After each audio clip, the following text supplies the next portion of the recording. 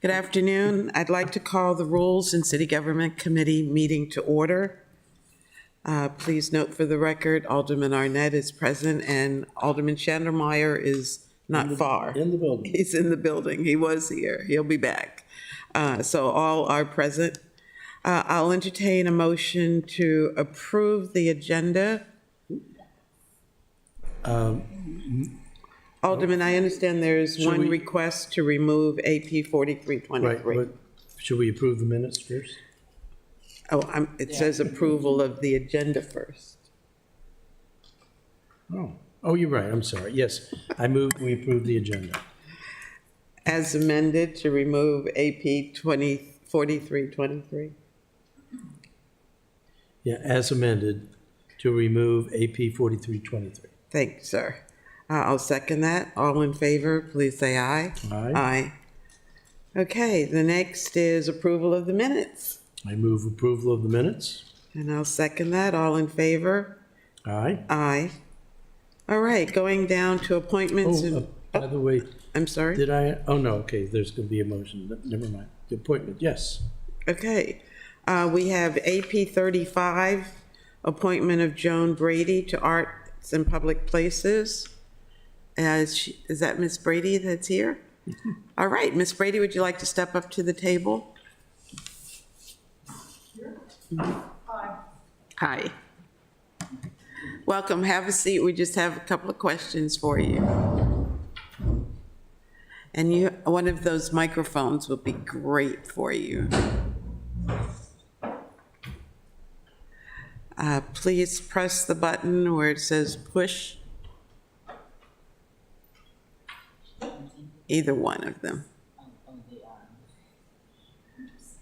And the green light should come on. Well, welcome. You're being recommended for the Arts and Public Places. So would you like to tell us a little bit about yourself and why your interest in this board, commission? Yes. I recently returned to the area after having lived and worked on an island off the coast of Maine for 7 years. And while there, I had the opportunity to serve in numerous ways on various committees, and it was the experiences were very rewarding. And when I got back into town, I just really, really wanted to engage and get more involved in the community, and also thinking this, I would like to be able to serve just make a contribution in my town, to my town. Why this particular board? I am well-versed in the arts, and I'm an independent artist. I work for a nonprofit where I manage a pottery studio that benefits or furthers the mission to support adults with intellectual and developmental disabilities.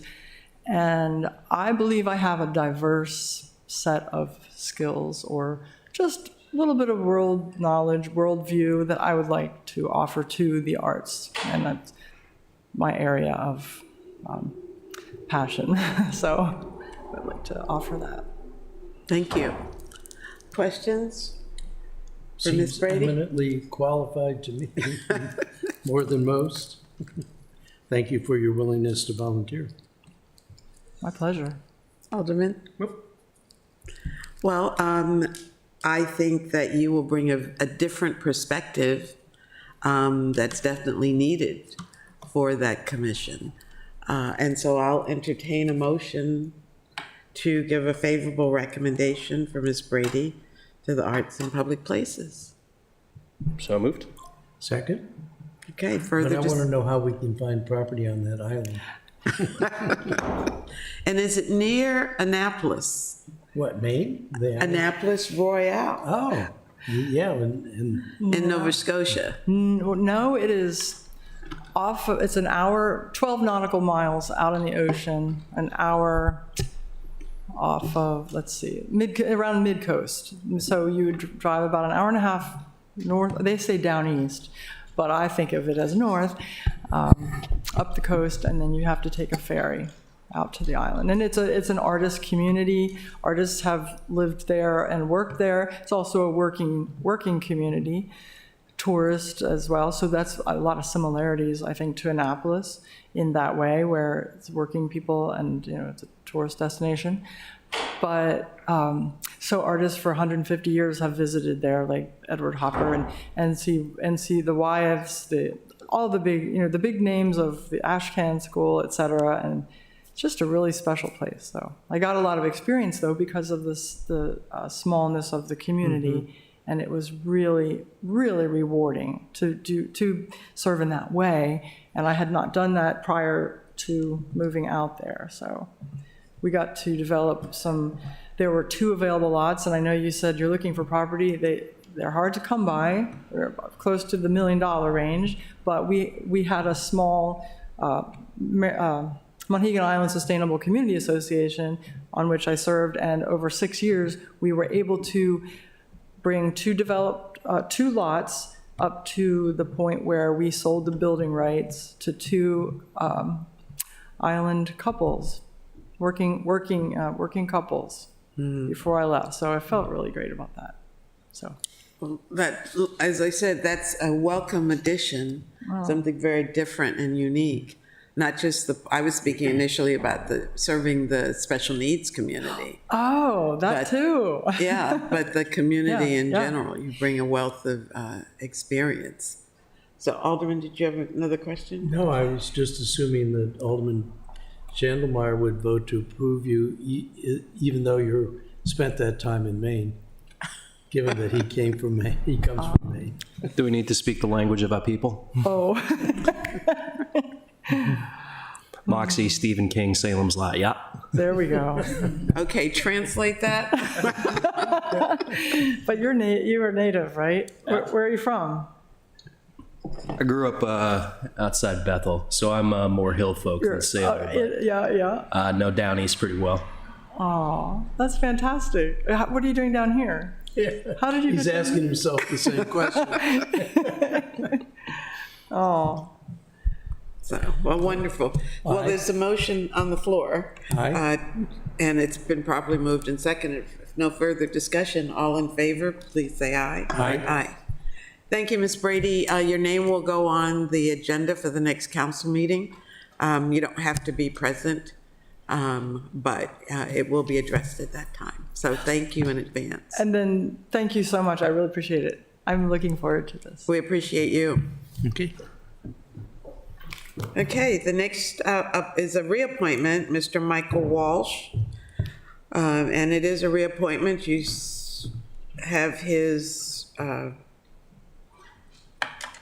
there is no resume attached. It is a reappointment, however. Right. Alderman Arnett, can you speak to? Yes, Michael started on the Board of Appeals as the alternate several years ago now, and he is certainly a leading and contributing member to the Board of Appeals, and I certainly would warmly support his reappointment. Okay. So I entertain a move we motion. recommend reappointment of Mr. Welsh. Second. Okay, further discussion? Hearing none, all in favor, please say aye. Aye. Aye. Okay, and the next is the reappointment of Robert Gallagher, also to the Board of Appeals. Alderman Arnett, would you speak to that one also? So Bob is, first of all, he's a leading environmentalist in town. His wife writes often editorials for the Capitol, but he is the chair of the board and has been on for a few years now. But I think he's singularly qualified both to be on the board and be chair because of his experience in the federal government. And I find that he not only runs the board meetings on a very knowledgeable and even keel, but that's kind of a quasi-administrative position, and he runs the board very well, and I think is also scrupulously fair in hearing the facts and getting to the nub of the issues. And he's certainly the thought leader of the board. Would be a tremendous loss to not have him on. So I move that we recommend reappointment of Mr. Gallagher. Second. It's been properly moved and seconded. If there's no further discussion, all in favor, please say aye. Aye. Aye. Could I make a note, just speaking about the Board of Appeals? I watch their meetings quite regularly. They are the board that hears special exceptions and variances. And I watch them struggle with our code. And I've actually had conversations from time to time with Mr. Gallagher about it. There's a desire for more specificity in the criteria in the code, which frankly I have resisted because I don't think we really want to make it more constraining. The criteria are fairly open-ended, and the board struggles often with the lack of specificity. But for me, that's why we have citizens on these boards and commissions. We need them to apply their peer opinions as representatives of the city of Annapolis. And but it is something that I've been intending to look at and possibly offer some amendments to the city code. But I bring this up by way of saying I watch them really, all of the board members scrupulously struggle to be true to the city code, even with its imperfections. Is there a need for more procedural guidelines? They just issued 2 years ago now, rewritten procedural guidelines. Jackie Rouse, the now former Jackie Rouse, brought them to this committee for review. I found them to be pretty reasonable rules. I think, no, the issue is how do you write code to cover every situation and not have it be so prescriptive as why do you need a board anymore? Because you've tied their hands. But I do watch them struggle. They get tough things thrown before them. The latest one was on October 18th, and it was a variance for a property that was on a hill going down to Spa Creek. And it had a lot of complexities to it, but in the end, they said, meets this condition of the criteria, meets this condition, approved. Mm-hmm. And normally things don't get to the Board of Appeals unless the planning staff have properly prepped it, suggested any additional criteria to add to the special exception. So I think our staff do a good job in that regard. Okay. Ms. Buckland, did I see your hand at one point? No? Okay. All right. And then we've removed... Thank you, Alderman. We are going on to legislation. Okay. 03223, short-term rental licenses and regulations. I think there is a request that we postpone action. Alderman Savage is with us by way of Zoom. Alderman, would you like to speak to this legislation and whether about the need to postpone? Yeah, thank you. Can everybody hear me? Yeah, loud and very clearly. Great. Yeah, so I'm fine with postponement, but I'm also happy to provide any kind of background on the intention behind the legislation. I can also go through some of the amendments, whatever the committee desires. I know we do have some questions we wanted to ask staff, and I think, Madam Chair, from our discussions, sounds like you maybe be able to handle that at the next Rules of Government committee meeting. But so I'm fine if you want to wait till then, or I can get into some of it.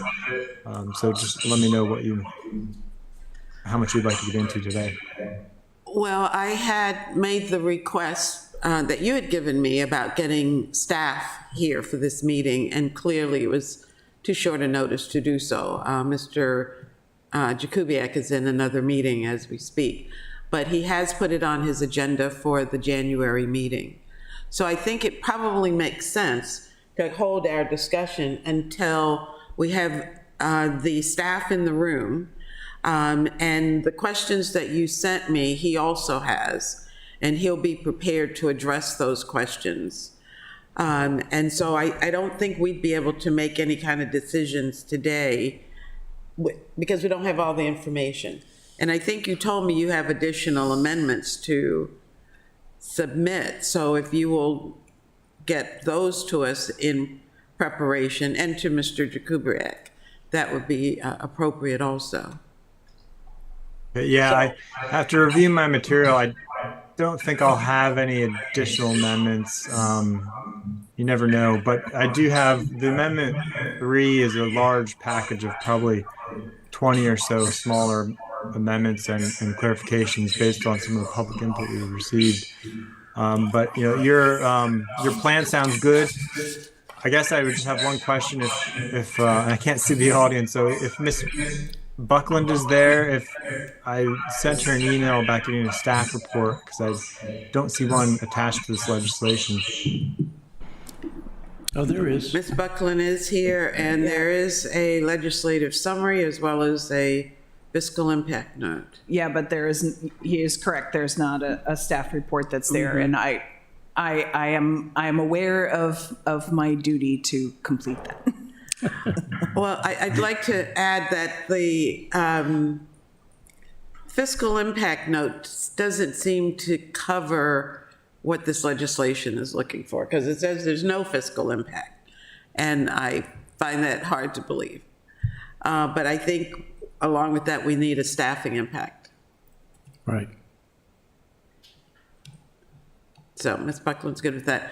We do have a gentleman in the room, Mr. Crabtree, who's here to speak on this. So I think it's fair to allow him, even though we're planning to postpone it till next month. If you'd like to, Alderman Savage, I don't want to cut you off. Are you good with hearing from Mr. Crabtree, and then we'll come back to the postponement portion? Yes, that's all I needed to say. Thank you. Okay, thank you. Mr. Crabtree, would you like to come up to the podium, or? Press the button that says push, and the green light should come on. Okay, can you hear me okay? I think, are we hearing him okay? Okay, well, thanks for giving me the time to share a little bit, and I'll definitely follow up, and I'll send more information. I can send the letters we just passed out digitally. Mr. Savage can have it as well.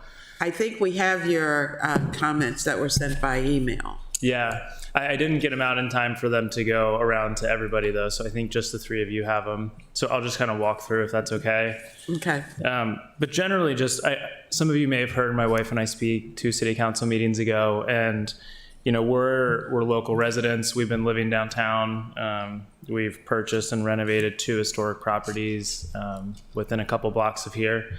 And so I'm a local business owner. I'm a landscape architect, have my studio here in downtown Annapolis. We work all over the country, but we love being here and really being downtown. My wife has taken on her job, as our one property has 3 short-term rentals. And so that has been her job, managing those over the years. And the property we purchased was gross and disgusting, kind of managed by a slumlord for like 20 years. And we ended up putting around $500,000 of personal investment to bring it up, work closely with planning and zoning and historic. So much so, down to like lining the foundation in a special lime so that if it ever needed excavated to be seen again, we could do that. we've loved it. We love the property, plan to keep it forever. It's like really special to us. But it's also our family's income stream. And so it's really important to us that we invested based on the plan that we would have this income for our family. We have 3 little kids. We want to stay. We love downtown. We've managed to somehow stay in an apartment downtown with 3 little ones. So it is very important to us. So we just put forth a couple amendments that we would like to have discussed and seen. And the one was speaking to the one dwelling unit that's in section C. So the couple things we wanted to bring to attention is just kind of the federal, state, county laws around what is residential and what's commercial. And 1 to 4 units are actually residential. You can get a residential mortgage. You can't get a commercial mortgage, and vice versa. So our property has 3 units. It was done in World War II and World War I. We're not sure which one, broken up this way. And so it's been this way for almost 100 years. And so we have, aside from the financial investment, this is a residence that we would like to continue to rent this way. And it feels kind of penalizing to us in the sense that, and we'll give you an example, that we have this home that's around 3,500 square feet that we can rent out as 3 apartments, but there's one a few doors down that's 3,600 square feet and has twice the amount of beds and can host more than twice the amount of people. So kind of that scenario that we laid out was, there's a 3,600 square foot house, single family, they could get 1 license, they could host up to 16 people sleeping in beds properly. They tend to have wedding parties, bachelorette parties, Navy reunion families. Let's just say some of the noise complaints that are brought up, not that I've ever heard of a formal one put on this property I'm speaking of, but they tend to be more from properties like this that are hosting large gatherings, whereas ours is the same size, but since it's broken up and we have 3 kitchens, 3 sets of bathrooms for each one, hallways, public, we can only host up to about 12 people total between these 3, and they tend to be 1 person for business, 1 person coming for the state legislature, a couple, Navy parents, St. John's parents, and they are quiet as a mouse. They're in and out. They're here to eat in the city, to visit the city as tourism, visit their kids. And so some of the concern that we've heard at the meetings brought up that, these multifamily, which there's larger ones that I think there shouldn't be allowed, but up to 4 units where they are considered residential, I think they're actually having less of an impact on the city. And so we just wanted to call that out for redefinition. And then the second was just being grandfathered in as one of these 1 to 4 unit dwellings, that any of them that have licenses can be grandfathered in. And again, because of the financial investment that we've made based on the existing code. So I know I called out that we put in around $100,000 for just getting things furnished and up and running as a short-term rental, but also we wouldn't have done the renovations to the level of quality that is justified for a long-term rental.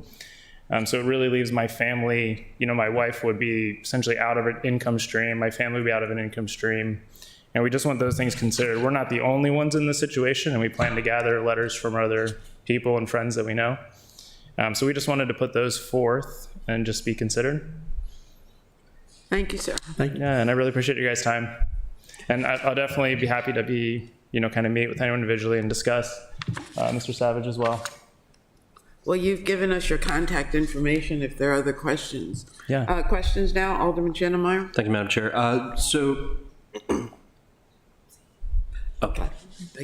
My question for you, Mr. Crabtree, do you live in, you live in the building where you have the 3 short-term rental units? Yes. So it could be classified as an owner-occupied short-term rental situation? We could be. We don't really want to step into it. Like, let's say we do have 3 kids. They're 7, 5, and 18 months. So at some point we will need a little more roaming around space. And so if we do move to another property, we still, we've made all these investments, even in the unit we live in, planning for this to transition. But currently we absolutely are. Okay, thank you. Alderman Savage? Thank you, Madam Chair. Yeah, just if I could all respond to some of that, I do want to thank you for coming to offer testimony. And I don't see your testimony in my inbox, but if you could, maybe Ms. Jackson could get it to me. I can email it right over to you after But this. I'm sorry, my technology phone's going off here. Yeah, I'll for sure email it right over to you. Now I know how Sheila feels when her phone's going off. So thanks for coming in. So as far as your comments about the units, my understanding, and I'll check with the Office of Law on this, but my understanding of our current code and the changes that we passed a couple years back are that we wanted to limit short-term rental ownership to one owner, one short-term rental license. And so that could be a single building with multiple units. You know, it could be owner occupied or non-owner occupied, but it's currently limited to one building. And like I said, that could have multiple units in there. I'll check to see if that's the case, but that's my understanding. And one of the amendments in the legislation, not in the legislation, but one of the amendments to the legislation would clarify that, because we were informed through other public testimony that there was a potential loophole where somebody could have multiple buildings on a property, which could be considered multiple units, and I think hence not quite what the original intention of our code a few years back was. So, but again, I'll take another look at that to see, because I think what the situation well, I'll be in touch, because we don't have to necessarily do that here, but I can get in touch about what your intention is. But I'm happy to work with you on this. Thank you. You nailed that. That's exactly the kind of the clarification we want, because there are, I don't know where you're looking at me. I'm looking at your screen, but You look straight ahead. okay, great. Right over here. So that's the exact clarification, because there are properties, and we know of some of these properties that they're literally multiple buildings, but we're like one singular home, have the same square footage. We're having, I think, less of an impact. So I'd love to follow up and discuss it.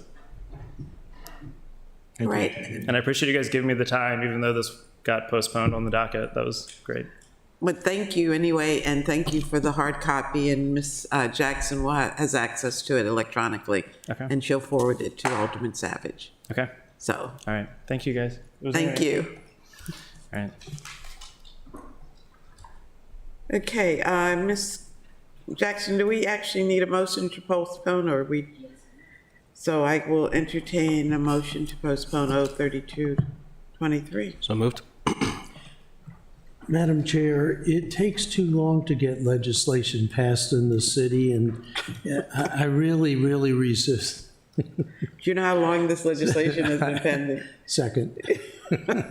I keep hearing a couple years ago, but I'm thinking when we first started this, it had to have been at least 5 years ago. Because we had the community meetings. First of all, we asked because you and I wrote the original, the current Exactly. code. After years of meeting with the community. And negotiating with the community about the number of short-term rentals. Exactly. And we asked at our meeting, I think, once removed, that we get from Office of Law a crosswalk that would show us how things that were in the current code were crosswalked, because this is merging two different sections of the code, and it's very hard to figure out all the moving parts. So I would still like to see that crosswalk, which makes me happy to second the motion to postpone. Well, I was going to wait, but in timely fashion, our city attorney has joined us. So we'd like to make the request to get the original language from short-term rentals that will be able to show us the changes over the last, I guess, 3 years, if not longer. Mike Lyle, city attorney, are you saying original language like in the first draft of the bill? No, current. No, the one that we had, what the code says right now, Okay, sure. and what the changes would be with these amendments. We can have that to you next week. Okay, is that going back far enough, Alderman, though? I'm not sure. The current code is in this draft legislation, but The red is, it's all Embedded. stricken out, and the red shows where things move, but it's very hard to figure out whether everything got transferred. Some of it is being transferred, but being put into the proper Maryland legislative format. So it doesn't look, even if transferred, it doesn't necessarily look like what it was originally. And so it's very hard to figure out what's going on. I don't know how how the Office of Law helps us see that transfer, but those translations. But this isn't the only piece of legislation where this kind of thing goes on as we move to this new writing style. And it's hard to figure out. And you're absolutely right. And we've shared this concern before. Can we see the legislation without the amendments being embedded in them? Sure. We can present it in several different ways, and however you want to see it, it'll be in front of you. We'll have the original. My thought is the original as it is currently in the code. Right. One with changes that show a red line and strike through, and then one that shows the, and these will be side by side pages that you can review. Okay. And then one that actually shows the new as drafted, and then one that actually shows a kind of a walkthrough, so it identifies what was changed and why. That would be four pieces of paper, hopefully will be what you need. Okay, that would be terrific. Sure, not a problem. And as you can tell, we're going to have the same requests for other pieces of legislation that have had many reiterations or iterations. Recommend a Sure, committee meeting. we'll take care of it for you. Thank you, sir. Sure. Mr. Alderman Savage? Thank you, Madam Chair. Yeah, just to speak to that point, I know, so in the legislation as it's posted, it shows, and maybe this needs to get cleared up, but the underlined black text is the reformatting. The red is new or adjusted or new titles. But I do think the law, as Mr. Lyles, I think, stated, I think the law office does have some earlier versions that may show this a bit more clearly.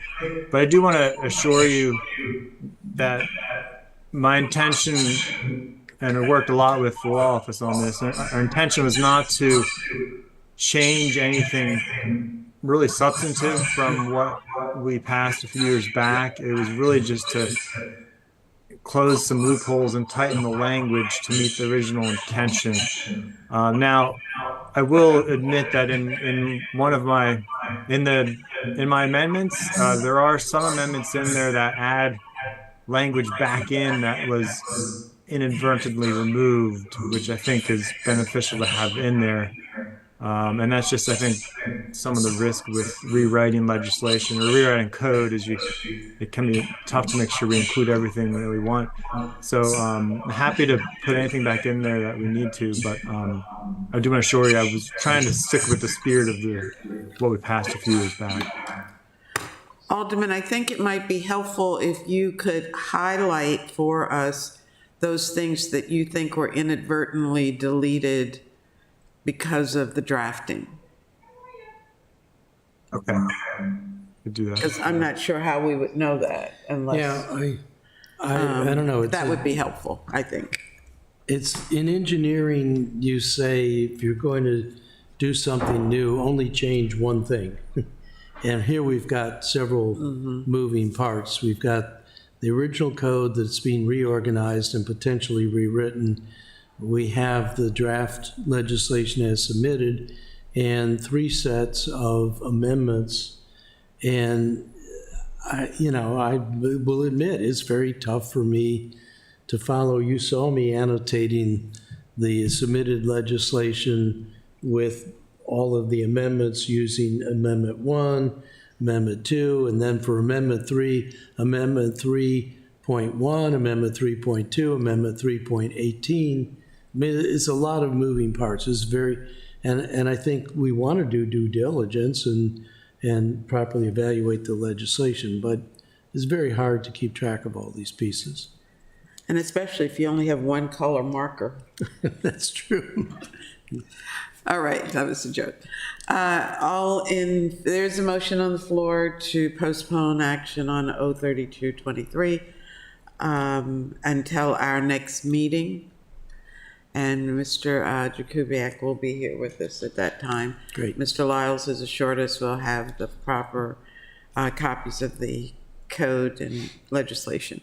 And has the finance director assured us that we'll have a more substantive fiscal staff impact? Ms. Buckland, can we put that on your plate, that the finance director will make sure that we have a up-to-date, I'll say, fiscal impact note, and that we will have a staffing impact? And actually, I would like to make one more request, Madam Chair. I believe the last report that I've seen from host compliance is for February of 2021.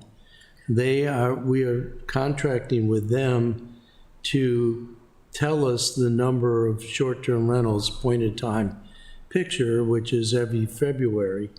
And I have repeatedly asked to see the updates. I have no idea how many short-term rentals we think are in the city and whether they're all currently registered or not. And I keep hearing from concerned constituents that they think there are a lot more short-term rentals than we think. I don't know whether that's true or not. I do know that there are varying views across the constituency about the value of short-term rentals. But having no idea of how many short-term rentals we're dealing with is kind of frustrating. And I've made this request several times. I think it is kept in planning and zoning, I believe, by Mr. Manessa, but we're supposed to get an annual report. By the code, we're supposed to get an annual report on the number of short-term rentals in the city, and we have not been getting that. Ms. Buckland, could we also put that on your plate to make sure Mr. Jakubiec comes with that information? Yes. And with a report, whether it's the actual annual or an interim report from, what's the name of the company? Host compliance. Host Compliance. It's a subcontractor for Yeah. Granicus, our lovely Granicus So, system. But we have there's assertions that it's growing rapidly. That's not my sense, at least not in my ward. But I cannot answer those questions because we don't have those point-in-time measures. And so I think we need that information in order to think about this legislation, but the situation in general. and actually, I think Alderman Savage, was that not on your list that you sent this morning to give us the number of short-term rentals to date? Yes, I believe it was. I think that's on the list that Mr. Jakubiec has. But if it isn't, it will be in this list. Okay, so It even we takes us a haven't long voted. time to postpone. I know. Good thing we're not taking action. We'd be here till dinner. So there's a motion on the floor to postpone 03223. All in favor, please say aye. Aye. Aye. Opposed? Okay. Thank you very much. All right, 02823, city noise prohibitions and enforcement. This too was postponed yesterday in environmental matters, and I think we have the same questions that we had yesterday in committee. Correct. About the enforcement piece of it and the specific areas that are going to be covered by this legislation, and how are on-land noise complaints be treated as opposed to on-water noise complaints be treated. So there's a number of things that still need answers. So I would entertain, if there's no objection, a motion to postpone 02823 also. So moved. Second? Okay, further discussion? Hearing none, all in favor of postponing 02823, please say aye. Aye. Aye. Alderman Savage, maybe there's some value in the committees coming together to hear all of this data and to get answers to the questions. So maybe we should have a sidebar discussion about how we could pull these together. Same thing with STRs, really. Because at least two of us are on both committees and you're on one of them, so it just may save us all a little bit of time if we merge these two. Okay, the next item is R51, fines for violating noise restrictions.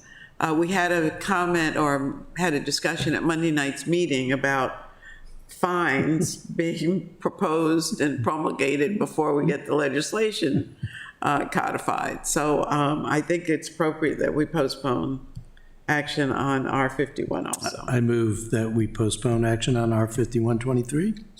Second. It's moved in second. Discussion? Hearing none. All in favor, please say aye. Aye. Aye. And aye. And lastly, 03523, Civil Service Board duties. And I see Ms. Hopkins in the room with us. So if you'll come forward and tell us what this means. Good afternoon, Tricia Hopkins, Human Resources Manager. So this means removing a considerable cog in the wheel for really getting underway with our citywide class and compensation study.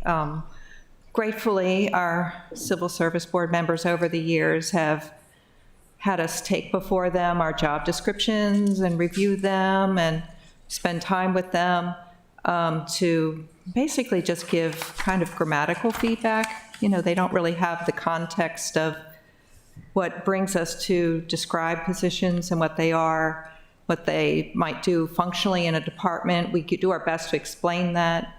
But as you can tell from the letter from the current chair, they do spend a lot of time, which don't feel that they add considerable additional discernment to the process in the face of doing over 200 job descriptions for a class and comp study and wanting very much to be agile in our application of what those results are. We're using external consultants and expertise. We're definitely doing it according to industry standards, professional standards.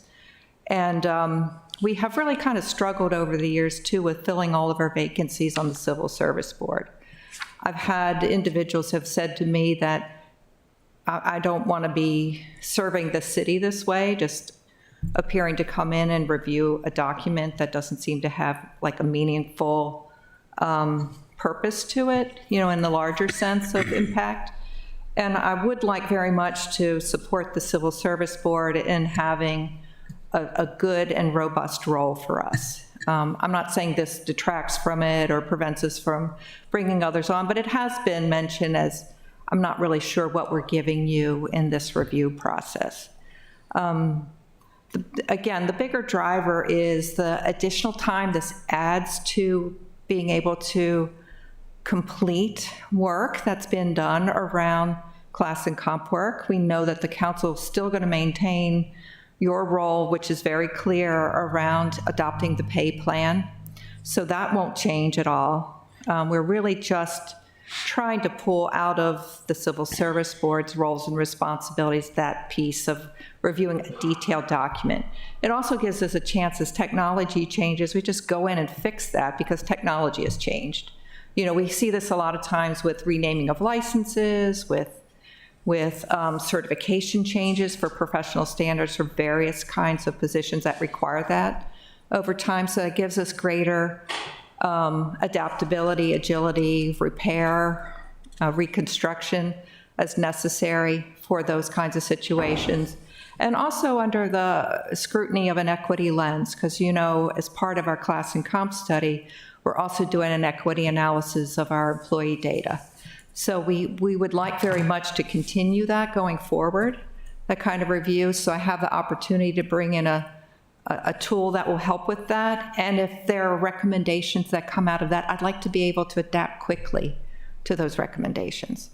And, right now we only have 3 out of our 5 positions filled. All it takes is any one of them having an out-of-town need. And I just find it more challenging to kind of pull together quickly that kind of component. I don't want to remove any other meaningful work of theirs. It's not a goal. So, clearly the only piece I'm really trying to make a modification to is them reviewing the full job descriptions so that we can, as a body, as a responsive municipal government, move ourselves forward in the kinds of things that are impacted through job descriptions. That's the goal. That's all. Yeah. Questions, Ms. Hopkins? Yes, I do.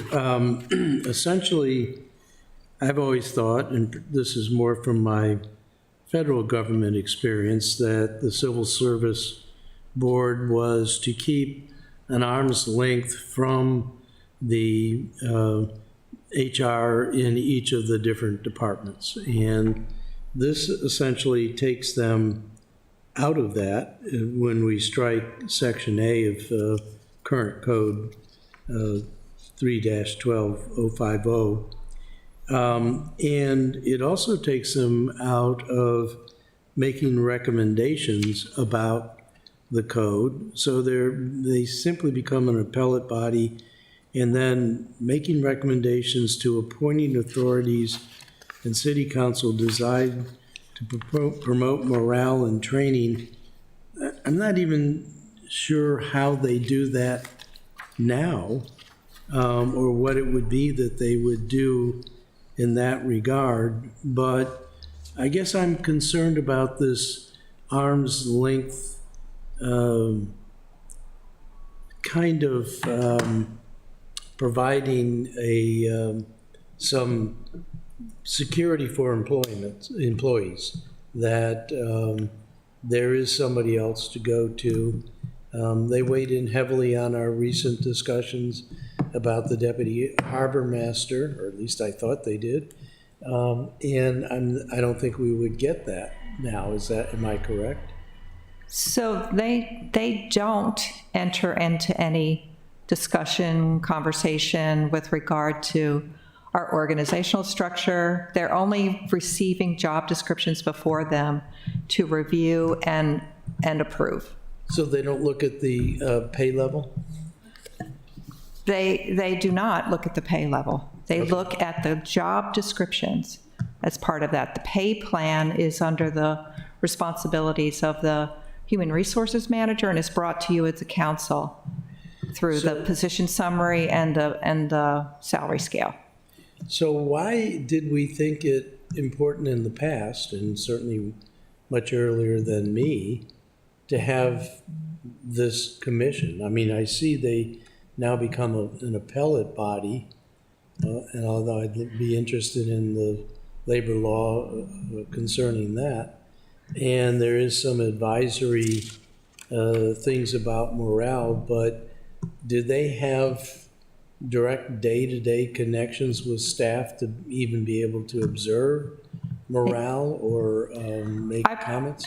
In all due respect, I believe the reason that's in there, so if they had, through the course of an appeal hearing, because appeals are brought before them, if part of that appeal hearing might be recommendations with regard to training, with regard to programs, with regard to things that they see came up out of concern during the course of an appeals hearing, I think that would not be inappropriate to continue to give them that level of input. Many times in my past, I've also been a grievance hearing officer at a lower step in the process. A lot of times you may see that what brought the disagreement or the action could have maybe otherwise been handled through some good intervention, with some good training, with some more appropriate application of policy or something along those lines that does in fact affect the morale and the good engagement of an employee. I wouldn't want to remove that. I wouldn't want their ability to weigh in on that. I think that's a good thing to keep in place. But you did shed some interesting light on that point, which is they'll make recommendations to the appointing authority for things that became evident as a part of the appeals process, which is in A, which I think is much more likely to occur and much more specific. This, as written, is very broad, that somehow they would be making recommendations on training and appeal from afar. And I don't have history on that to know how it's ever been provided in the past. I can tell you in my experience in the 10 and a half years I've been here, I have not seen where and actually we haven't really we have very few appeals brought before our Civil Service Board. Right. You know, that we do give employees that are part of a bargaining unit the opportunity to go either the bargaining unit appeal process, or non-represented and represented employees can make a choice to go before the Civil Service Board. And so that has not really been a high use of their time in city government here, but it is nonetheless an important avenue for people to have and to put in place. Right, and as you point out, it was in current code. It's just been I'm not. from C to I'm B. not trying to touch that. Right. That's okay. Really what this is. I like the nuance you added to it about, as a part of their appeals hearing process, became evident that morale was bad or training is needed, which is important in and of itself, but would even be better if they had recommendations about how we improve morale. Although I think the city's a pretty darn good place to work, so yeah, I'm not sure morale's bad. Right, but since it's there, it's probably available to us as a city to determine how we could best use the expertise of the Civil Service Board in that regard. So the net effect of the legislation is one that expedites the analysis that's in current A, which is classification, minimum qualifications, all the things that go into a job description, a performance appraisal kind of thing. Mm-hmm. And that now would reside with HR, not have to take that additional step of going to the Civil Service Board. Correct. For the exempt service positions, it's already not before the Civil Service Board. The code process is human resources to city manager. So that's already there for exempt service. And clearly you have the ability as a council, because for the exempt service positions, they're all titled and laid out in the Article 3 under the exempt service section of the code. So that's how that would come about. And there is a reference to Title VI. Have they ever opined on the city budget? Because it says here, annual budget process or budgeting transfers as defined in section 1620. I guess there's a two-parter question. One is, has that ever been meaningful? And two, do we need to look at an amendment to Title VI if we approve this amendment, because we're now striking that reference to that part of the code? Right, because that is going to come before you as a council body. That will come before you in the same way that it does now. And the way that I read that particular part of the code, what I believe that means is that just because the Civil Service Board approved something doesn't mean that you have the authority to actually make a brand new position, because the creation of outright new positions is part of council's responsibility under the budget, right? As part of the budgeting process, who has the authority. to fund a position and stuff like guess that. I my think it's just clarifying, kind of remember, like this. Right, piece you is can't still there. allocate positions. You can- Right. My question was a little more wonky than that, which was, do we also need to look at Title 6, 16020? Because we're striking the relevance of the Civil Service Board to that part of the code. So we used to have code books, and they used to be here. Right. So you could quickly flip to Title 616 and see what's in there. And me whether take a quick there look. needs to be something that You have it clears there. that up in that particular title. This is Title 3. To make sure we didn't miss language there that may apply. Yeah. That makes sense. Yeah, 020, right?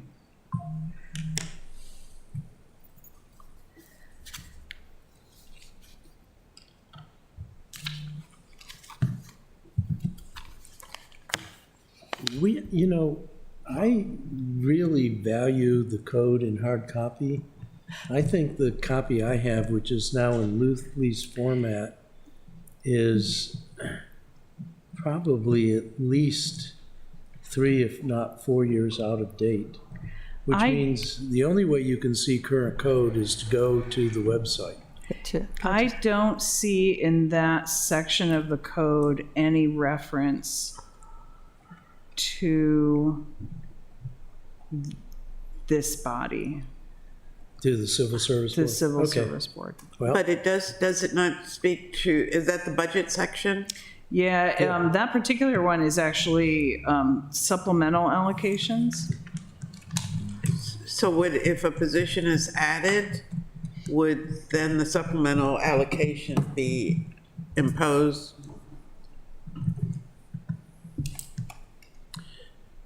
yep. Yeah. But it doesn't reference, Okay, so There's no there's cross-reference. no yeah, there's cleanup. not a cross-reference. Thank you that I for see. asking that, because that's important to make sure we're okay on too. All right. Okay. Alderman Shannemeyer, do you have a question? Nope.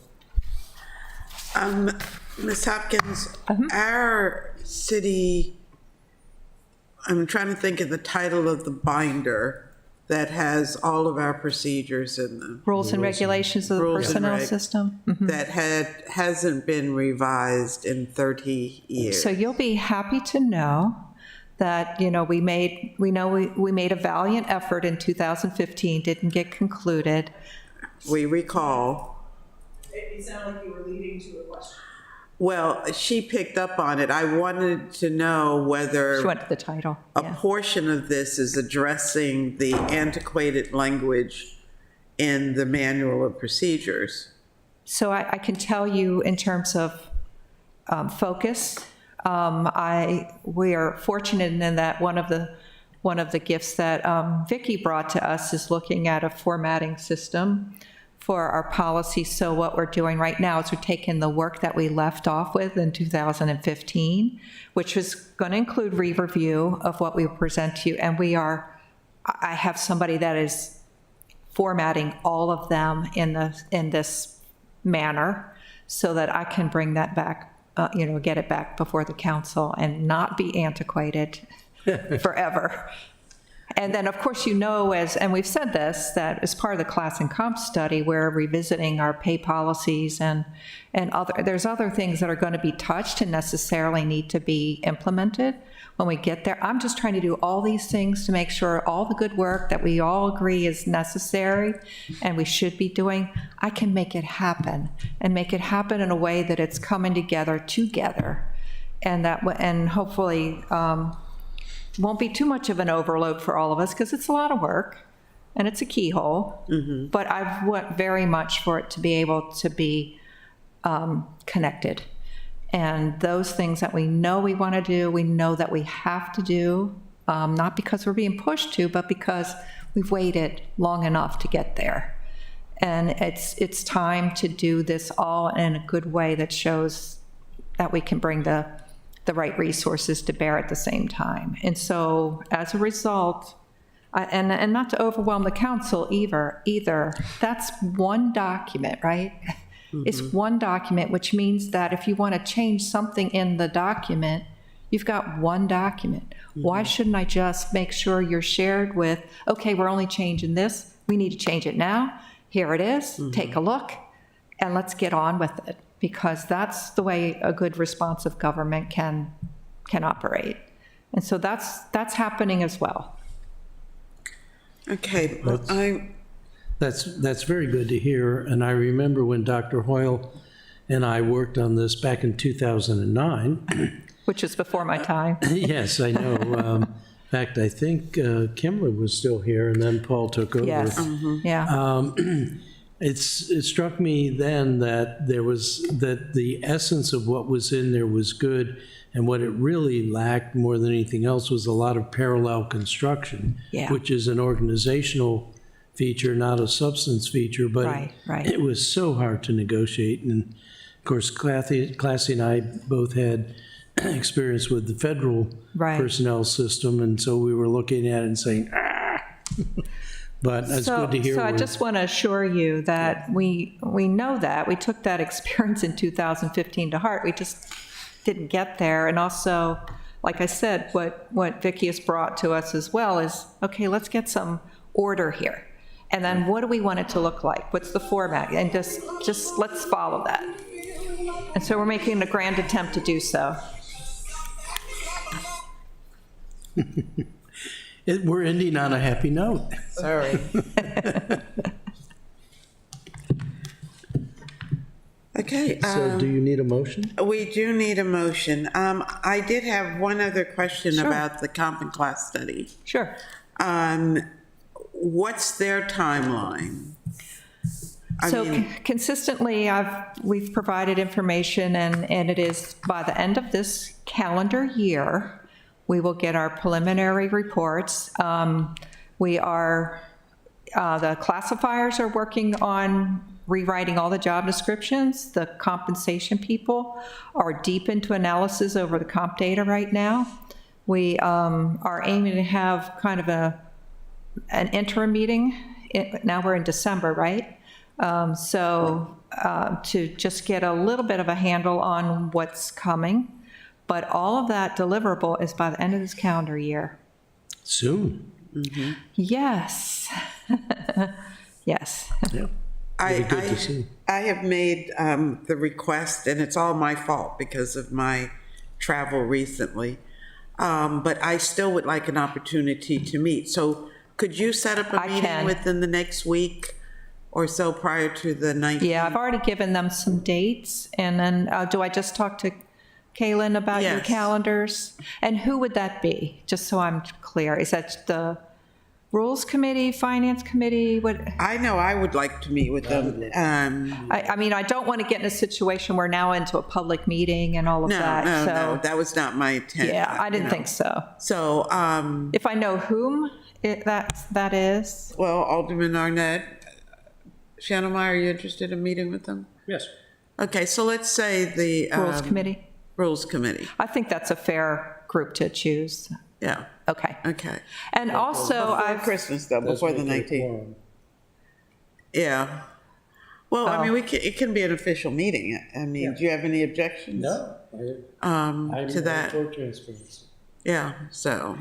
we've, and transparency is the order of the day, right? We've already done town halls. We've done 2 town halls for employees. That's available to you as well. If you want me to send you the recordings of the town halls, happy to do That would so. be helpful. Yeah. And I already gave everybody the summary document that basically takes the town hall and puts it on a document. So you've already got that. We have, I don't remember seeing a summary I document. can email it so you don't have to look for the paper. Okay, that would Yeah. be great. And let us Well, I'm just highlight it trying to as give you important. both because you like Yeah. that. So, Yeah. okay, that would be great. I can do that. Thank you. If there are no further questions, I'll entertain a motion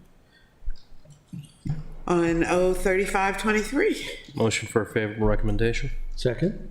Okay, it's been moved and second. Further discussion? Hearing none. All in favor, please say aye. Aye. Aye. Thank you I'm very indebted much. to you. So make my life so much more manageable. And hopefully it will also help other volunteers see that it's not as a laborious task as it has been in the past. And we would like to attract an attorney, so that our appeals processes got the meat of that as well. I do think it's been That would be terrific. So we should look for folks that would be interested in serving. All right. Thank you so much. Thank you. All right, going to general discussion. Last month, we heard from 9 of the community organizations who received our Adopt a Community grants. And there was one organization who was not able to attend, and they are here. It's Ola, right? Yes. So they are here this afternoon to speak to us about what they have been doing with the funding they received.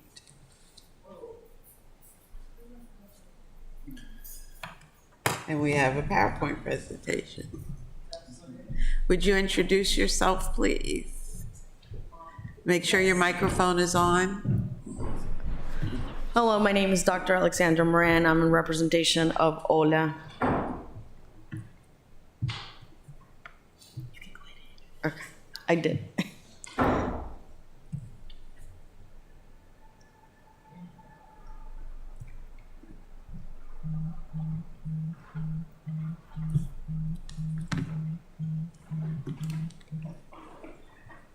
See, my phone isn't the only one that goes off. It's the only one that's heard. I know, because I muted. I know, and I'm always afraid of muting mine because if I get an Yeah. appointment call, Yep, I hear you. Yeah. I no longer have an important caller. well, that's kind of good. Assume here. Yeah. Except this time of year. Okay. Oh, we have Thanks. this. Oh, we do have it? All right, so my name is Dr. Alexandra Moran. I am in representation here today for OLA, which is the oldest organization focusing specifically on Hispanic and Latin American, specifically in Annapolis and Anne Arundel County. This organization has been established for about 25 years. Our focus area was Madison Apartments in Tyler Heights neighborhood in particular, focusing specifically on the Latino families affected by the shootings, specifically the one we had over this summer. With the OC's approval, we shifted the focus working directly to the Latino families affected by the shootings in the summer, and we revised the project aimed to provide a very holistic and comprehensive approach with support, addressing the needs of immediate assisting and really in the healing process of the community itself and the patients. Leveraging existing resources and expertise, we ensured that the families we worked with received the necessary social services, legal support, access to healthcare, and mental health services.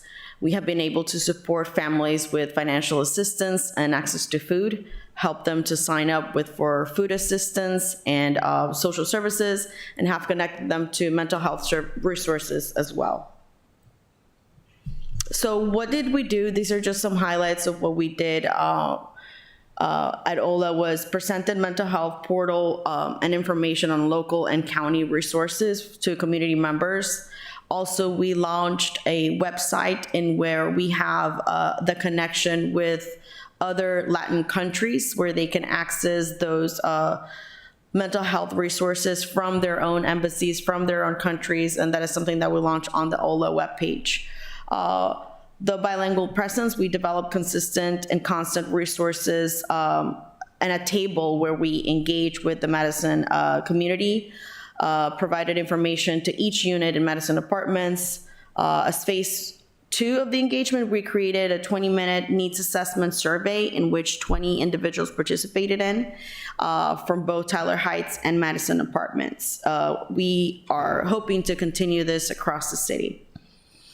We provided case management support with access to services, filling out applications, following up on those applications with the SSA, and the AGs. Mental health services for individuals that needed it, appropriately with bilingual access. Enrollment in driving classes for the families of the victims that needed to learn how to drive from their family vehicle to access transportation. As I mentioned, access to food. And this was I think one of the biggest things, which was gaming night and pizza with the Tyler Heights teens. And in the community, it was something to reach to that community and make sure that that healing process, they were out as a community, as a group, hanging out together in a safe space. The data from the outreach that we have done in Madison Apartment in Tyler Heights, this is just a brief overview. Again, as I mentioned, 90 surveys of Latino, Spanish speaking. The large majority of our participants were women among the ages of 30 and 60. 44.9% were originally from El Salvador, followed by 29.1% from Mexico.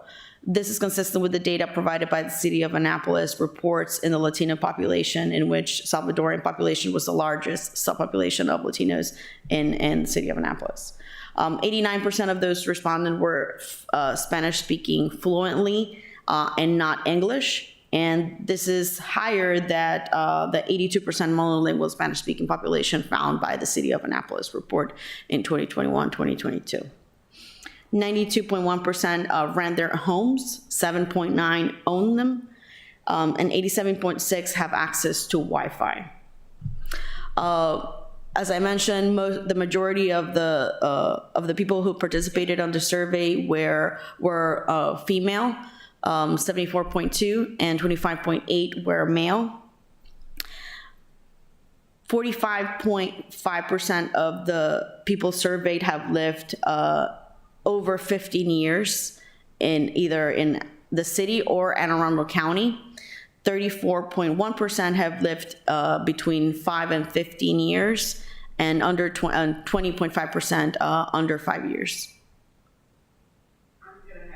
To interrupt you for a moment, because the last two slides are in Spanish. Yes. And I'm afraid I am not. The highlights they're in English. This is why we drafted it over here. If you can see, those are the same data. I'm just showing the graphs. So 74% are women, and so 25% yeah. So if you are not. see here at the top, that's what it says. It's So this is 74.2. age. So 45.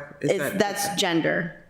The second one. That's how long they've lived in the city. So 15 años is they. Well, that's what I'm asking her. This was gender. I know I can figure that one out. But this one, the 45, 34, and 20. What did those represent? Those are the years lived, and I'm sorry, this is over here, and the previous slide is the years that they've originally lived. I can certainly add that as well. These are the years that they've lived in the county.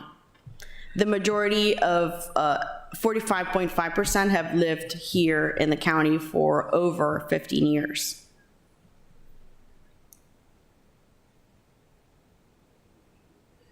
Okay.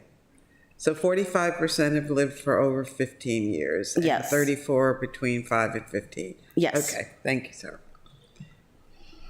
From that survey also, we highlighted the workforce. 27% are unemployed. These are factors maybe influencing because the people that we interviewed were in the vast majority women and Spanish speaking only. As we discussed previously, 73% are currently employed, 27 are not. And from that, of those who are employed, 53% are employed full-time. 42.4% are part-time employees in areas such as construction, babysitting, hotel workers, restaurant workers, landscaping, cleaning, and interpretation services. 88.5% had high school diploma or less as the highest level of education.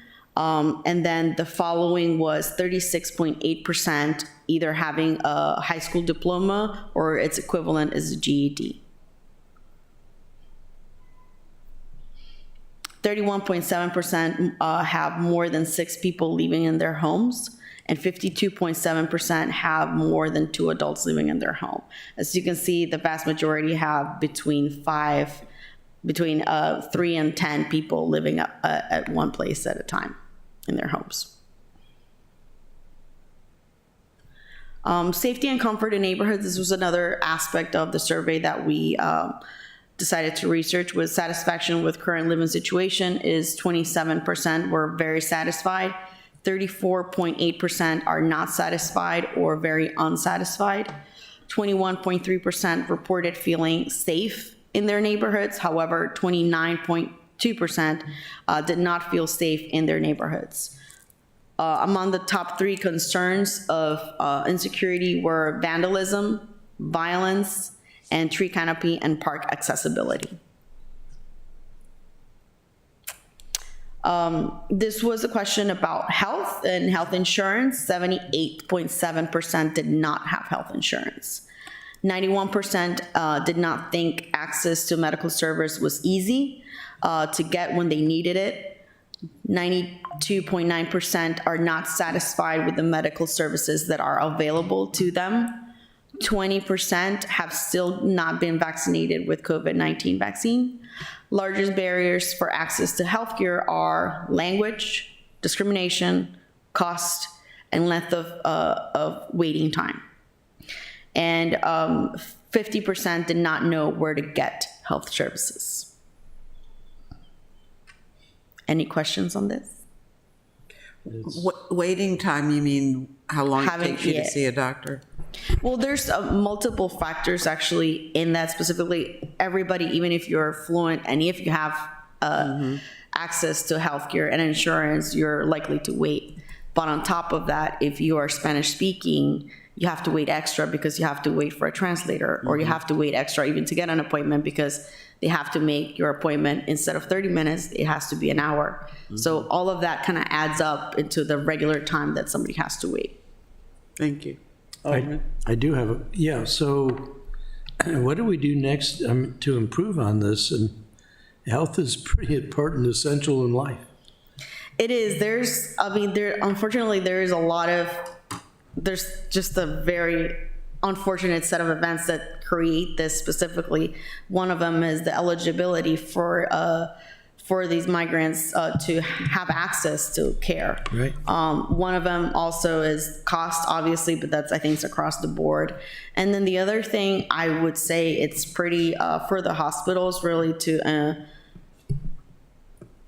really have that availability of taking away the language barrier, which I think is one of the things that was most, yes. So the language barrier, I think, is probably easier solved than getting coverage. I suspect from their employment, they're not getting health insurance. And as the assistant city manager can tell you, I've been talking about our grants and social services, but it almost feels like we could create an artificial group that would be an umbrella for some form of group coverage, particularly given for especially the Hispanic males. Their work is pretty labor intensive and often causes accidents on the job.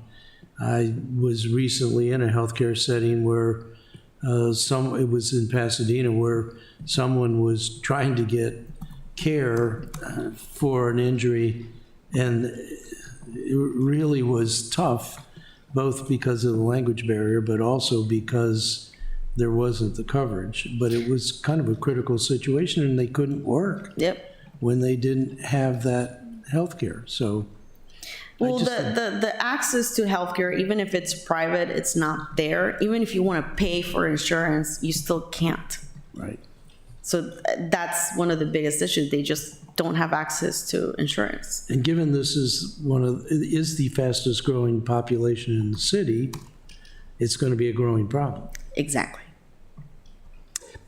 We have work to do. Alderman Shanamore. Thank you, Madam Chair. So The closest community health clinic in the Tyler Heights area would be the Luminous Health Clinic off Forest Drive. About 50% of the neighborhood residents were not aware of that, or they're not aware of other health centers in this area. Am I interpreting that data correctly? Where they did not where to get health services? Yes. I cannot interpret that. I would assume not only that it's not that they know where it is, but how to access. It would be my interpretation, but I can't do that. Meaning that I don't know where do I need to go to get healthcare, to get insurance, to get health. Yeah, go ahead. I apologize. You finish your thought. No, yeah, I mean, that would be my interpretation, but I guess, yes, we could have been a little bit more specific in asking these. So the lack of awareness, that's around not around where do I get services, but where do I get services that I can actually understand in Spanish, and also where can I get insurance coverage, because immigration status can mess with certain coverage funds. I'm going to ask Ms. Buckland. She's raised her hand, I think. Yeah, twice in the I interim. wanted to jump in to provide maybe a little bit of perspective. My experience in other communities is that it's actually a combination of a number of different factors. The awareness of where to go, awareness of what you're eligible for is part of it, but there are also some factors around how will accessing this, even if I know both of those things, questions around if I access this service, what does that imply in terms of my ability to qualify for other things? Is that information that will be tracked? Is that right? Yes. And so some of that's real and some of it's not real. And it's not always immediately obvious which is which. But generally speaking, that question of outreach into the community, which is something that, like, a partnership with the health department, and the health department has a vested interest in. It both addresses questions of access and questions of education, not just where are services, but what does accessing those services mean and not mean? So just a little bit of background. You're completely right. Yes. One of the many things, there's a lot of myths, a lot of misinformation out there. And part of it's the education that needs to happen in the community. I was actually here working for the city during COVID as a contractor with Laura Gutierrez. And we developed a lot of that, was focusing on workshops, on meeting these people. It's like, look, nothing's going to happen to you if you go to the hospital. Nothing's going to be tracked. Nothing's going to be, all your information is private, HIPAA. We did. You can get vaccinated without that being tracked back to you. Yes, Yeah. yes. So there's a lot of myths in the community and misinformation that does need to be addressed. Unfortunately, there is no such thing now that we can kind of lean on, like providing those services or those workshops or those information to be handed out or informed in the community. Laura, actually, I remember she did a booklet where there was literally a list of places that, one of them being Luminous, that they speak Spanish. Like, they literally named who had access to bilingual information and where you could go and where was that phone number that you could call. But that is obviously no longer no longer there. When that was there, was that a useful resource for the community Yes. and helped improve that? Yes. Okay, so it feels like a thing we should probably bring back.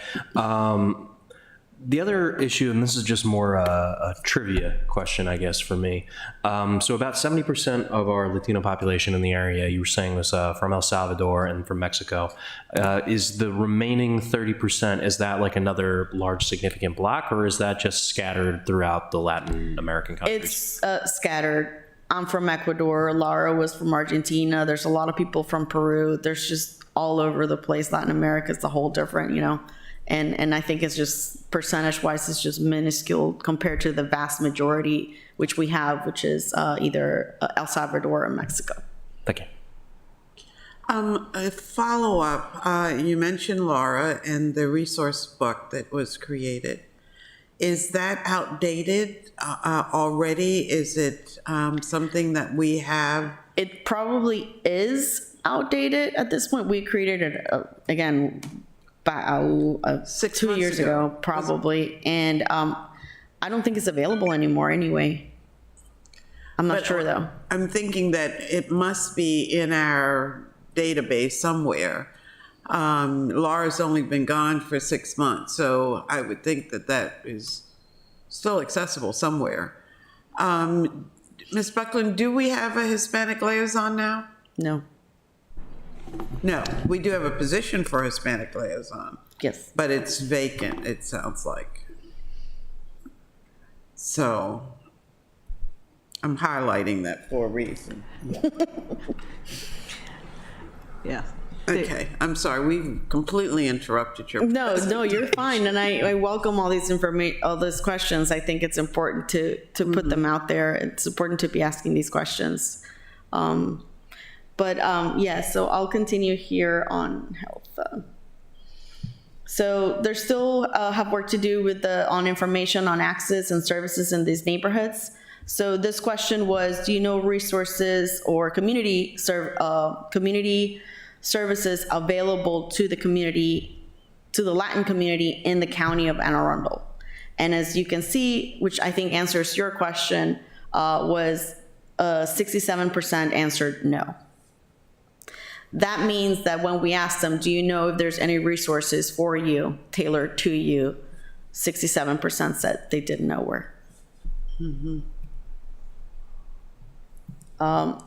Community priorities and asks from this survey was access to affordable healthcare, support to people with ITIN numbers, literacy programs, childcare assistance, creating free clinic, diversity and activities for youth and children, safety programs, medical bill assistance, including Hispanic foods and food drive programs, improved times for public transportation, more frequent transport, increase access to rec centers and create new rec centers, more information available to the Latino population, safe green spaces, help on how to start businesses, and rental assistance.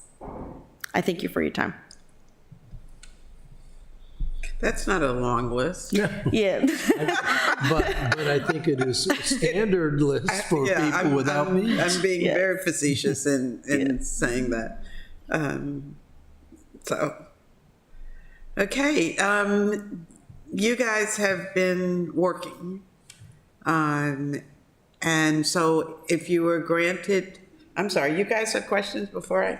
Well, I actually do. Okay, Alderman. Two levels. One, you could get this survey done and these results for the $25,000?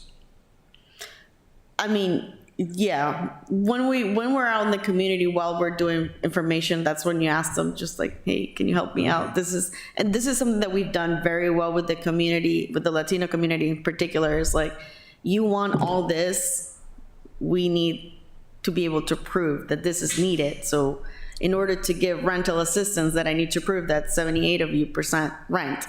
So that was kind of like how we approached it and how we got that information and that feedback back. Yeah, but it's confirming at least what I suspicion, but it's still good to see hard numbers when we go to make the case, which I assume, Madam Chair, you'll be leading up to, but I certainly want to amplify on that. But it was very helpful, and I appreciate it. My background is a little bit in research, and I always said numbers talk, and numbers is how you get funding, numbers is how you make change. So it's important for us to be able to document everything, and this is why we're here today.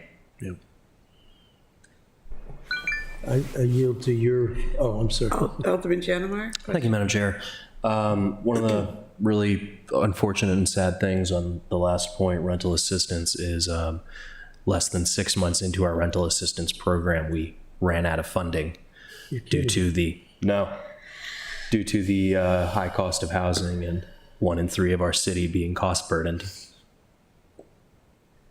No larger point than that. I'm just 1 in 3 of our city's cost burdened. That's a pretty alarming statistic. So are we going to do something about that in the next year's budget? Hopefully. One would think. We won't see it until it's pretty much a fait accompli, but I hope we're all making a list of amendments to the budget we want to make, but that's a big one, Brooks. And Ms. Buckland is in the room. Yeah. Ms. Buckman actually sent that email out to us about 2 weeks back, or 3 weeks back, which is, So, or not Ms. Buckland, no, I'm sorry. Can we use some of the tap on the hotel tax? Can that be transferred over to finish out? I don't know what our flexibility is there. well, before we get into other general discussion, Right, okay. I just want to say thank you. You know, you have done a phenomenal job, like all of our other nonprofits. So we will be, my expectation is that we'll be announcing the next round of grants very soon now, because you are our last person. So thank you for all you're doing, and hopefully we'll be able to continue to help you. Thank you. Do all the work you're doing. And I'm going to hope that we're going to actively engage recruitment for that our Hispanic liaison, because it's so desperately needed. We had a twofer last time because we had Laura also, who was in our Department of Social Services. Right. So we were very fortunate. But so when we lost Laura, we still lost a twofer. But thank you, and keep your eyes and ears open for. Will do. Thank you for your time. And Appreciate Madam it. Chair, I'd like to thank both you and you, because this could have slipped by, and all of the presentations their own way were very good, but I want to compliment you on the quality of your presentation. It's very helpful. Thank you.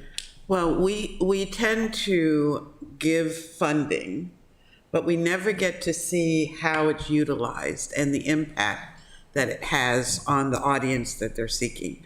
With these presentations, you actually get to tell us what we really need to know. So I agree. Thank you. And this was a good opportunity for everybody. Thank you for your time. Thank you.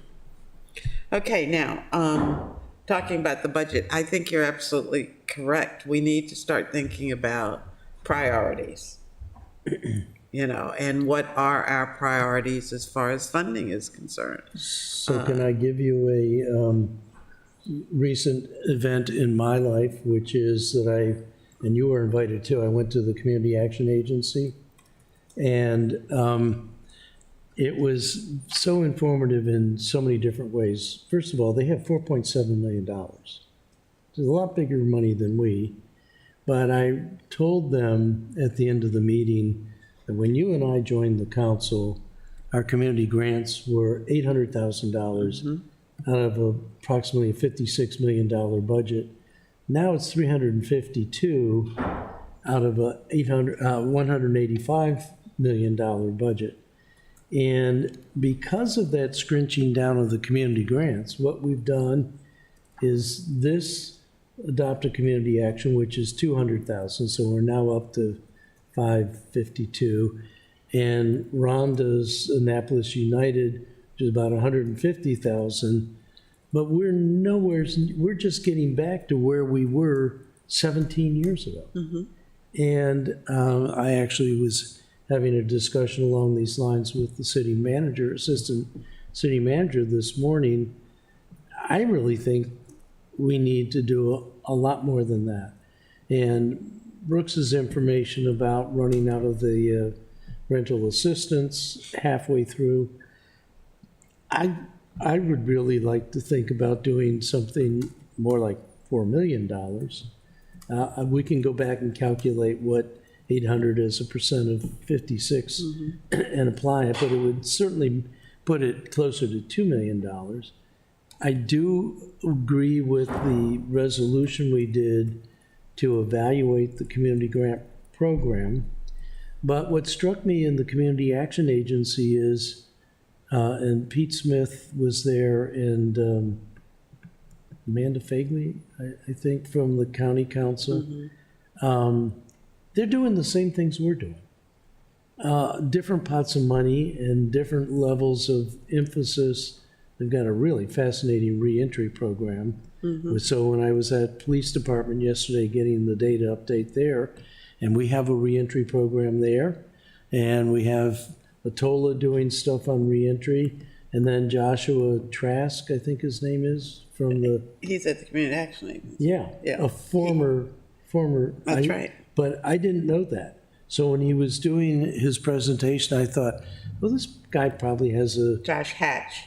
Hatch, yeah. Has a degree from one of the local institutions, and presentation was very professional, very well presented, and then you could have knocked me over with a feather that he's a returning citizen also. Right, and I learned from David Trone that when you're arrested for a felony, you automatically lose access to Medicaid.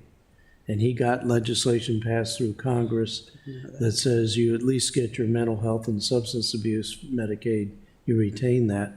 But I learned at the Community Action, people have to pay for the reentrants have to pay for their parole services, $50 a month, and other services. And if you go into arrears, you can go back to jail. I mean, it's almost like we're trying to get them back into jail. So, and this is a debate that Vicki and I had this morning. What is the city role versus the county versus the state? I think we need to take care of our citizens. If we can coordinate and get help from Community Action and from what the county is doing and the state is doing, yippee, I'm all for that coordination and getting that efficiency and effectiveness. But this in particular is a growing population we just heard from, with the same list of deficiencies that we have for many other populations in the city. And I personally think this is also a huge public safety issue. If we take care of the basic needs of these populations, they can become more a part of the general population and more married to and feeling membership in the city writ large. And I want the city to be doing things that help make that happen. And with dribbles of money, and I don't want to besmirch $25,000, but we're doing it for 2 years. I think you're planning on doing it for another year. I hope. And after a while, that starts to add up more than $2,500. But I'd like to see it also integrated with the community grants program. Maybe you graduate from the Adopt a Community into the community grants program, but we don't have very much room in that program now anyway. And then I'd really like to see us coordinating elsewhere, and I want to see more employees in our community services office. Well, you know, the difference, and I've heard you and others say, you know, this should be part of community grants. I feel that this program best demonstrates the usage, best demonstrates the impact. Not to take anything away from the other nonprofits, but here you can actually track the success of the program. And so, you know, and not just because it's my thing, but I think there's a lot of merit in these organizations, and they are coming together. And I didn't ask the young lady if she's part of the group, and Ms. Lee, maybe you can speak to that, but they are working together to share resources. You know, there's a new cadre of volunteers now, far larger than we could imagine, as opposed to all the nonprofits and their separate entities, now we have a core group of community ambassadors, or they're greater than ambassadors, trustees, community trustees, who are working together for the good of very specific communities in need. Ms. Lee, could you speak to that briefly, please? Oh, yes, of course. So I'm Erin Lee, Social Work Care Coordinator for the Office of Community Services. And yes, I would say one of the results of the Adopt a Community program, OLA has been able to partner with other nonprofits in the Annapolis area as well. That's been one of the big things, is like these nonprofits supporting each other to help to cover their gaps. And definitely one of the biggest gaps that I found as working in Annapolis was a lack of Spanish-speaking resources, which was just presented here by OLA. And that's where groups like OLA come in, whether it be with translation services, cultural education, and that's been extremely helpful, for programs that have been created, as well as programs that are currently happening right now to make sure that we do reach the population in need. And that's what these agencies are doing. I'm going to ask the question about that position again. Are you interviewing? What's the process for getting that position filled? For the Hispanic manager? liaison. Oh, the Hispanic liaison. That is a good question. It's been funded, so the funds are sitting there, then, as they have been since July 1. So we've already lost half a year of salary for that position. Who owns it? Well, that's what I'm asking. Could you check on that? I don't want to put you on the spot. Yeah, I will. I would hope that whomever is responsible for that position is actively seeking and working with Ms. Lee, because that person would be in her department, I believe. I do want to make sure to clarify one thing. During the budget process, there was a particular position that we talked about that got that was added in. That's actually part of OCS. Mm-hmm. Right, that's Ismenia's position that had been, we talked about been grant funded and stuff like that. So I do want to make sure there was a whole discussion that was not the Hispanic liaison position, but it was one of the positions within the OCS complement. Right? Okay, maybe a little bit of background is needed, because Laura originally was the Hispanic liaison. Yes. And then she was promoted to head of the department. And did we eliminate that position when she took another position? That's Did where she do, that was. Yeah. Honestly, that's sort of at the heart of my hesitance of making. I want to make sure I have that story clear. So let me. I'm pretty sure I have the outlines of it, but I would like to make sure that I have it truly straight. Okay. Well, I'd appreciate that. I think we all would. All right, I have another request, Ms. Buckland. This is official. You're not going to come to anymore. And I'm going to make this request at every opportunity. For every meeting that we have in this council chambers, the engineer be asked to turn the heat on prior to the meeting. I'm serious. I am very serious. This, and kill us while you're saving the environment. Definitely, that's a dual purpose. Yeah. We should have heat in the council chambers whenever there's a meeting here. So I'm making that official request, please. Thank you. Anything else for the good of the order? I am becoming increasingly concerned. I've been talking with Rhonda about things that are in her $1 million supplement for the police department. We're talking about needing more money for grants and things like that. We're talking about needing more money for our tree canopy and so forth. And we're not going to get to talk about that in an official sense until April, at which time the budget is going to be so locked in that there is not going to be room, or we're going to be told, if you want to do that, let's have a tax increase, which I'm not opposed to either. But I really think that we as a council need to insist about being included in the budget formulation process up front, 2 months ago, 3 months ago, whenever it was. We're in the union negotiations.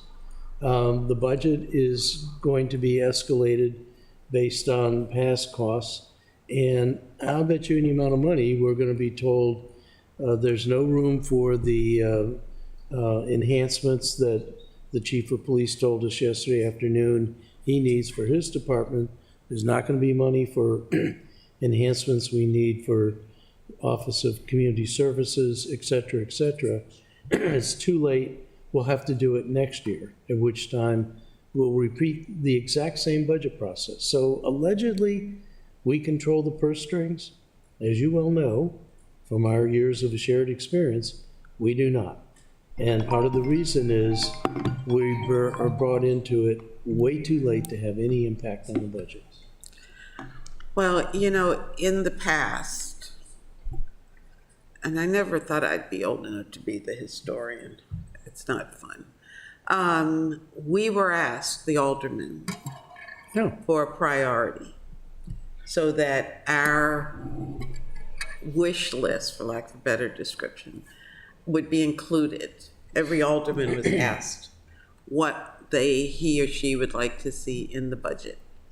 And the mayor always tried to give everybody something, right? Whether it was dedicated to their ward or just their special interest.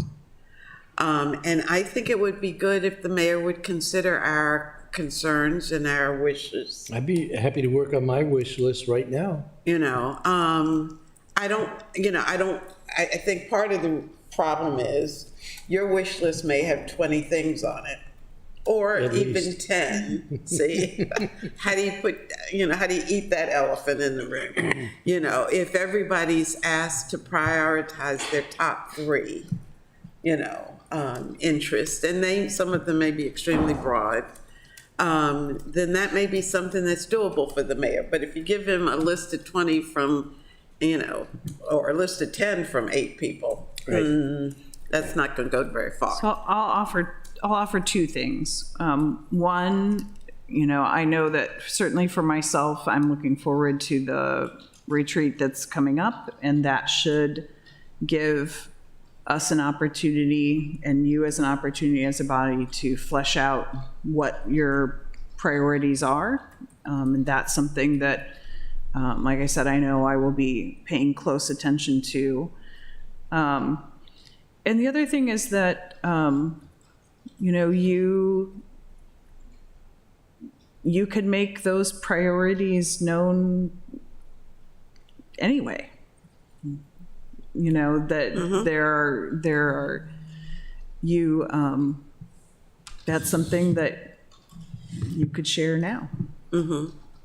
So maybe we should encourage our colleagues to generate their list of priorities and get them to the mayor. But I'm also thinking that it needs to go to the finance director.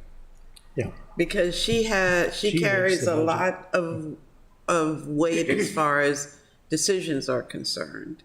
And I think they need to be put out there in front of her, as well as the city manager and she doesn't make those. Hers is not the only voice. But it's a loud voice. I can tell you from past experience, it is a loud voice. And as you can recall, when we were dealing with the budget amendments, many of those decisions were made in the finance department as opposed to the other respective departments. So that's why I said finance director needs to be aware that we have our list too, so she's not caught off guard by them. So, Alderman Chandler. Thank you. In piggybacking off the budget discussions, and we're running out of money for these various things that we need to keep financed. The land value study, a draft briefing on it is going to be a work session Friday at 2 p.m. The which study? The land value study that we approved funding for at the previous budget. Okay. And that's going to get into revenue per acre, revenue per parcel, expenditure per acre, expenditure per parcel, so we can see what types of land use patterns are more financially resilient versus giving us financial losses. Well, So that'd be this next interesting. Friday coming, or Friday of next week, it is. was the that 7th. when Kate was planning to? That was the original, the 8th. So. Yeah, so that was originally going to be on the 7th, but that got bumped for the Netherlands briefing. So now that is on Friday, the 8th. So Is the study Netherlands- already available? What's that? Is the study already completed? There is a draft of it. I am unsure about how much finalized it is, but Mr. Lashinsky will be presenting and he'll get into the details of what else needs to be done. Can we see the draft in advance of the presentation? I'm sure if we email him. I got to give him a call on that. I think he's just doing some little bits of edits before the Yeah, final yeah. presentation, but should get that to us next week. One of my pet peeves, and it happened last night at police, You on? we don't, do you want me on? Yeah, you should be on. We don't get materials ahead of time. So a ton of statistics were run by us yesterday evening at the APD. And I had lots of questions, and we weren't allowed to ask questions as the slides flew by, but I would like to look at these things ahead of time and come to the meeting better prepared and better able to ask questions, and we never get that. And I think there's really a reason behind that. Well, we can make that request in advance for any presentation, just like this one. The presentation yesterday at the police department, was that the one? I had one presentation, so everybody, they must have met If you with went to us. one of them, you went to the one yesterday. It was very similar to the last several presentations. then I did see it. I didn't- Slightly updated data, but, Okay. and again, when we're being shown things like increases and decreases, it begets a number of questions, which would be nice to have answered at the time. By the time you get to the end of the meeting and Amy Miguez is talking about her community outreach things, you can't remember what you heard an hour and a half ago. And I did ask to get the data presentation. I think it should be shared automatically with all the council members anyway. And I think that it enables us to deal with constituents that feel like we're a shooting gallery or whatever, but it also does tell us where there are hot spots and weaknesses. And we need to be able to answer those questions when we are asked by our constituent or anyone else. But the meeting was 2 hours and 40 minutes. And after almost 2 hours, the presentations were done. And there was more than normal amount of time to ask questions or make statements, but I'm tired of having talking head meetings. I'd really like to have all the material I can read in advance and come prepared for a much more robust dialogue that's been informed by the data that we've been presented ahead of time. Well, I think that's the same presentation I saw a couple of weeks ago. Probably. That was well over 2 hours. But you know how I feel about saving the questions till the end. You know? As an educator and someone who's presented many, many times, I know the strategy behind that. Yep. Yep. And so the last city doc presentation that we had in my community, I insisted that the residents be allowed to ask questions periodically.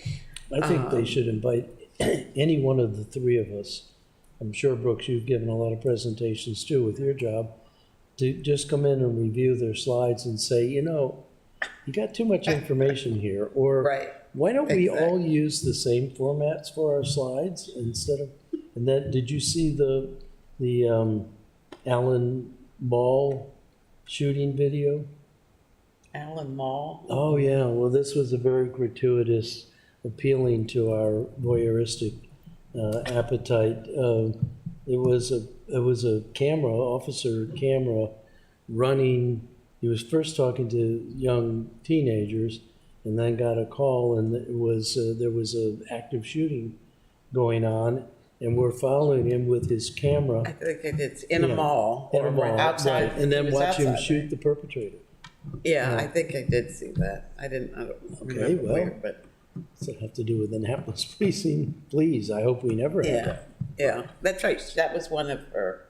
Wasn't that included That was in Captain her? Howard. Yeah, who did that. Mhm. I didn't remember who, but yeah.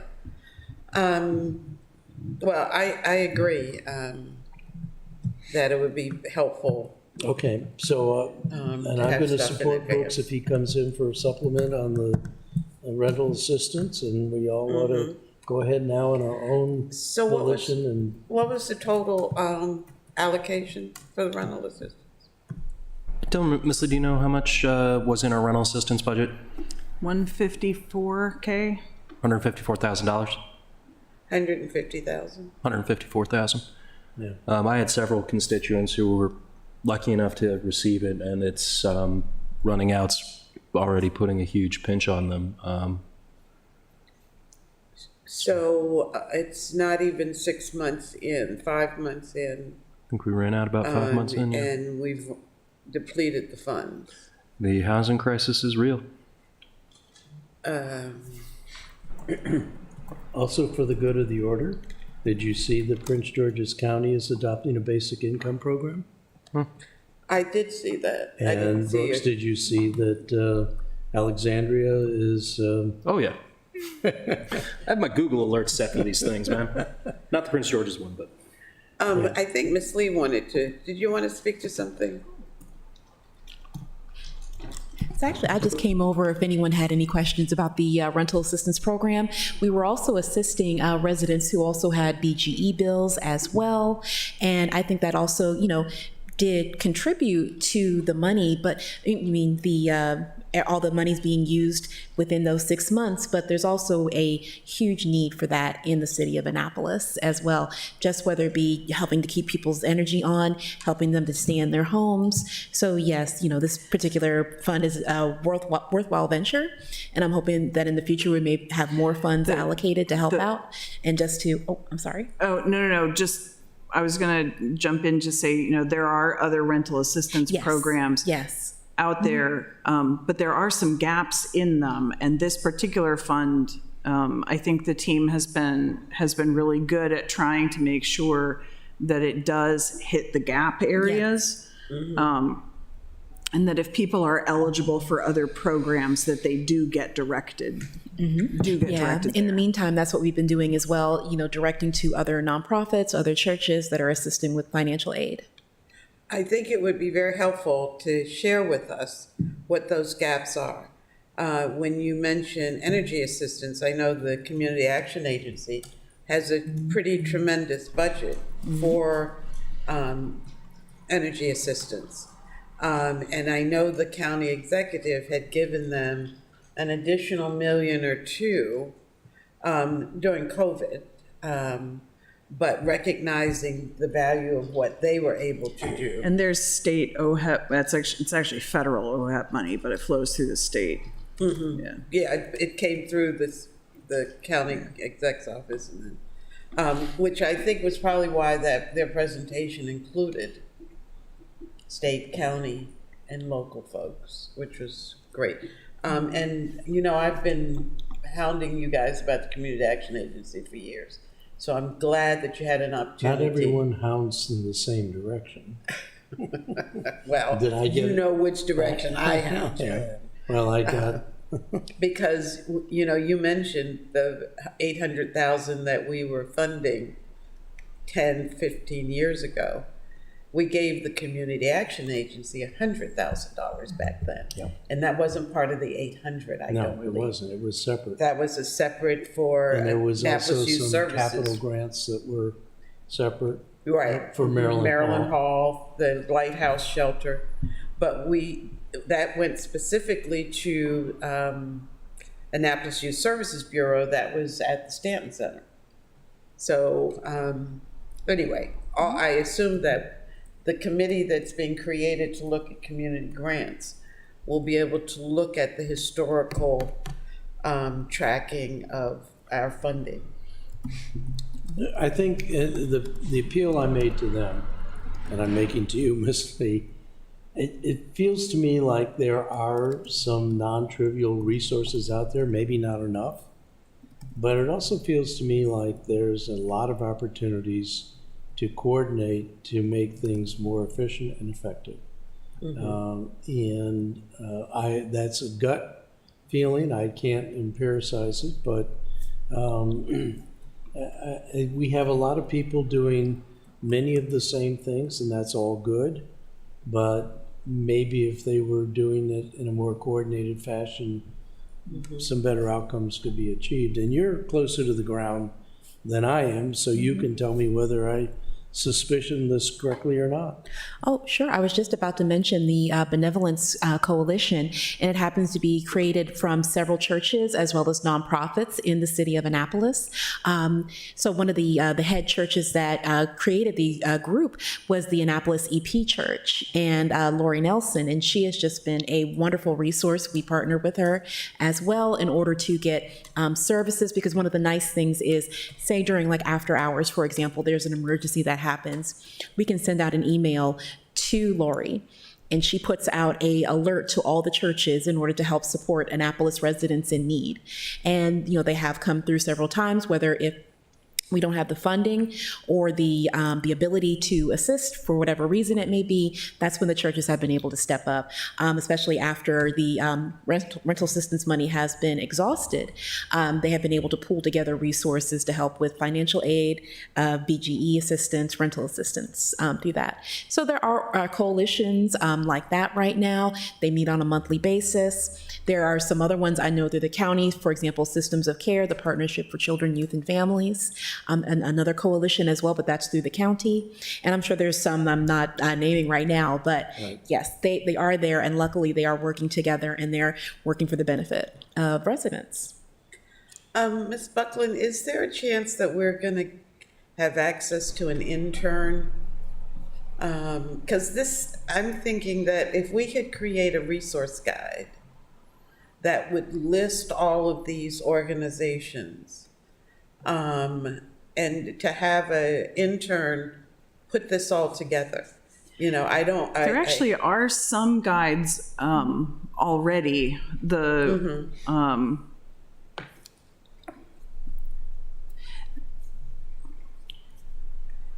I was about to say something that actually, Aaron, you're probably better equipped to say, but what I was going to say was, I think the guides that are out there are sometimes a little bit tailored to particular topics.